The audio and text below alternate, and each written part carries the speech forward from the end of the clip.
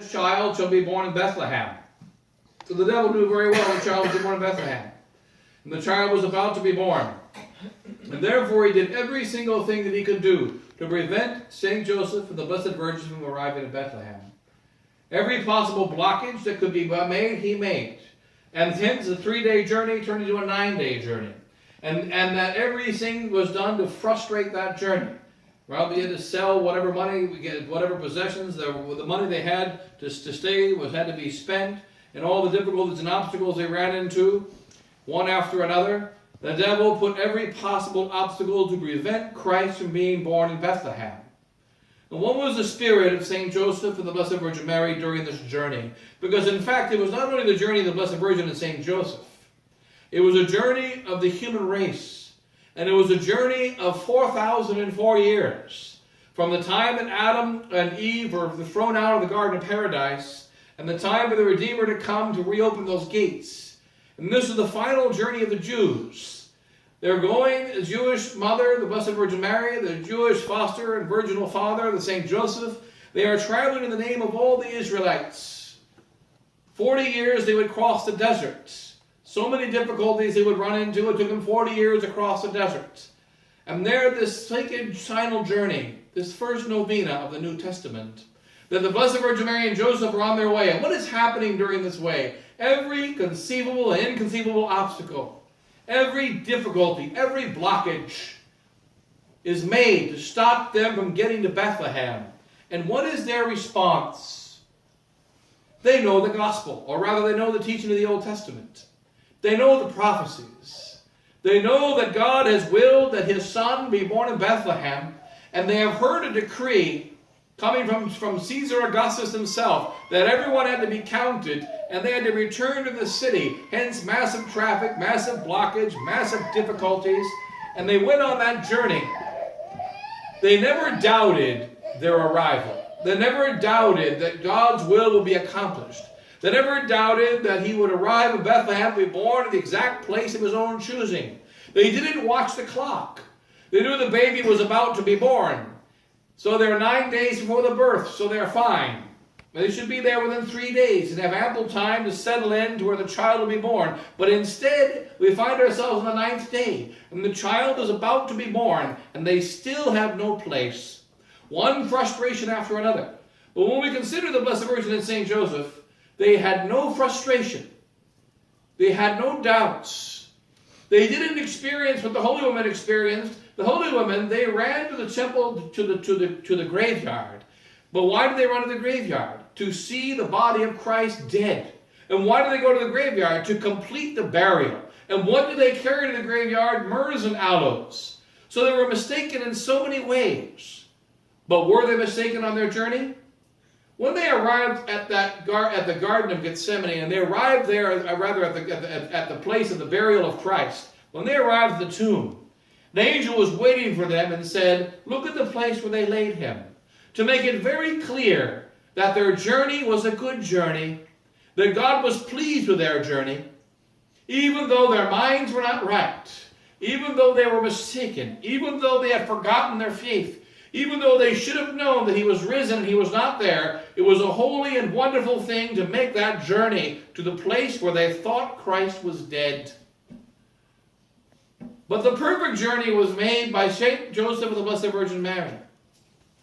When they knew this child is God, and when they were walking on the way, experiencing so many demonic obstacles, they were not frustrated. And why not?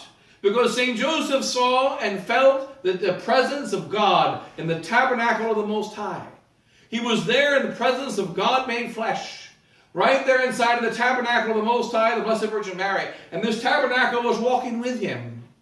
And the devil did not like it. And the devil noticed very, very much how this woman, this Eve, this new Eve, this Mary, that she is so much more beautiful and so much more powerful and so much more filled with grace and so much more perfect than the first Eve was, who was made most wonderful, most beautiful, most filled with infused virtues, most perfect. And then the devil thought there'll never be another one like Eve. And he discovered this little girl Mary, she's so much more than Eve ever was. When Eve was created perfect, she was nothing compared to this woman. And the devil was scared, and he tried to stop her from arriving at Bethlehem. In Joseph, he was greater than Adam. Joseph was much better than Adam, stronger than Adam, wiser than Adam, braver than Adam, more holy and supernatural than Adam. And Adam had infused virtue and was created most perfect. And he was amazed. How can Joseph come out like he is?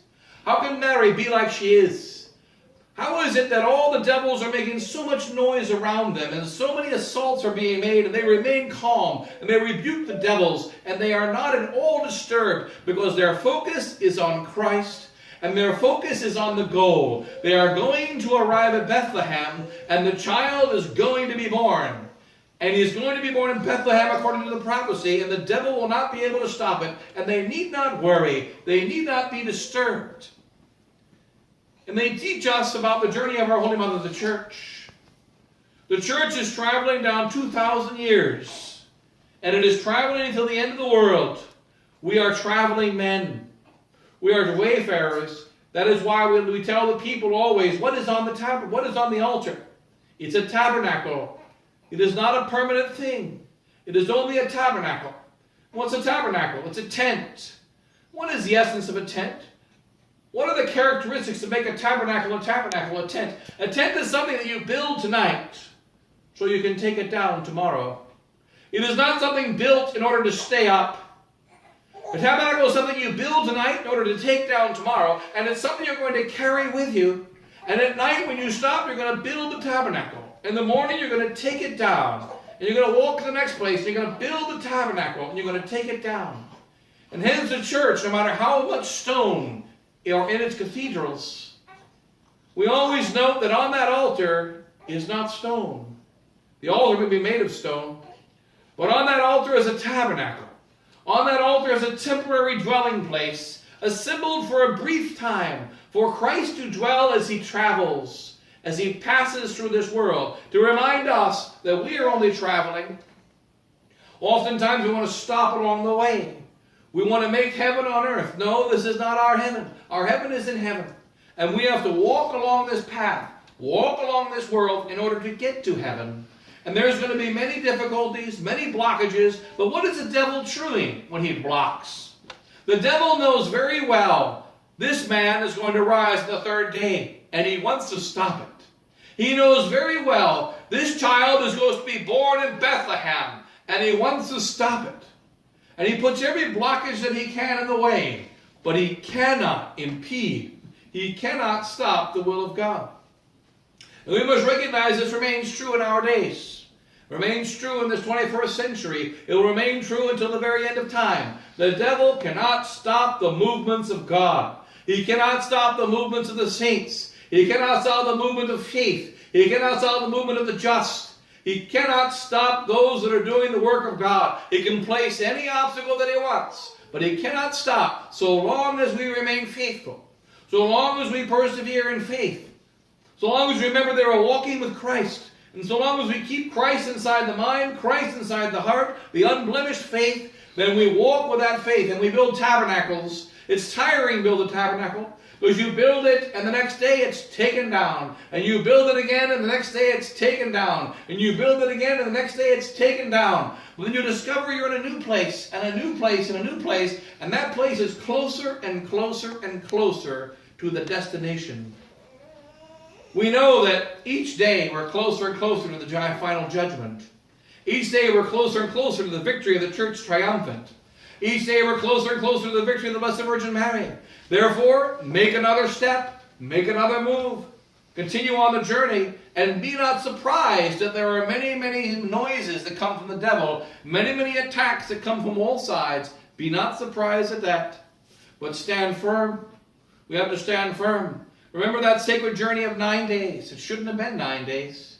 They arrived at the end. There's no place. But they never got frustrated. They never got disturbed because they realized God is the one in charge. And when they were finally in that cave, and not even in the house, they were finally in that cave where that child wished to be born. Look at this most magnificent cave. They could also be disturbed that here we are, the mother of God, and the foster father and protector of God made man.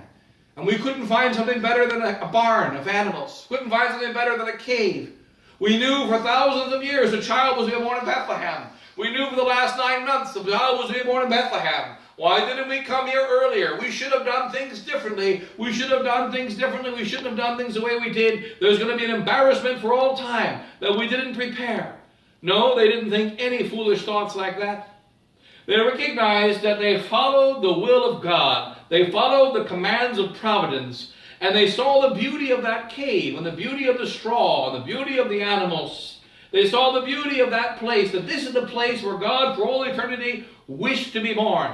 This is the beachhead that he wished to establish himself on the earth. And from this place, he will go out from that cave. He'll go out from that crib of Nazareth, of Bethlehem, and he will go and conquer the entire world. And he is going to begin his rule as the King of Kings from this place. 3 kings will come to adore him right away in the beginning. But it was going to be there were not going to be great disturbances in St. Joseph as a Virgin when they run into trials and tribulations. You've got to remember that when we follow Christ, there must be tribulations, there must be trials, there must be challenges. But they're only challenges on the way. They're only challenges in the journey. The only challenges while we're traveling, and when the traveling ends, the challenges stop. The challenges are temporary. The struggles are temporary. That is why it says in sacred scripture, many are the sorrows of the just, but the sorrows of the fool are infinite. Because the just experiences sorrows while he's on the way to heaven, while he's on this transient earth, while he's walking, while he's a homo viator, the traveling man. But when he gets to the end, it is over and finished. Whereas the damned and the unjust, they experience trials and tribulations throughout this journey, followed by eternal trials and infinite tribulations forever in hell. Hence the sorrows of the just man are many, but the sorrows of the fool are infinite. And the sorrows of the just man are mainly on the outside, from the attacks of the enemy, but he has many joys within. Whereas the sorrows of the fool are infinite in intensity, even in this life.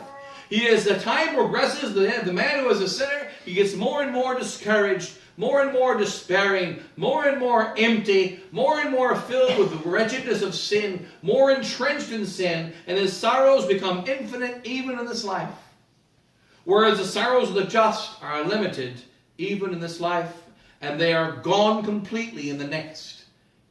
Hence we must understand we're on a journey and expect a few trials, a few tribulations of the journey, but be not overly disturbed. Continue on the path of truth and the path of faith, and be not disturbed at a few trials and tribulations, and imitate that sacred journey of the Blessed Virgin and St. Joseph in his last few days before Christmas, on that sacred journey to see Christ be born in this town, in the little crib in the cave of Bethlehem. Who's that? God bless you all in the name of the Father and the Son and the Holy Ghost.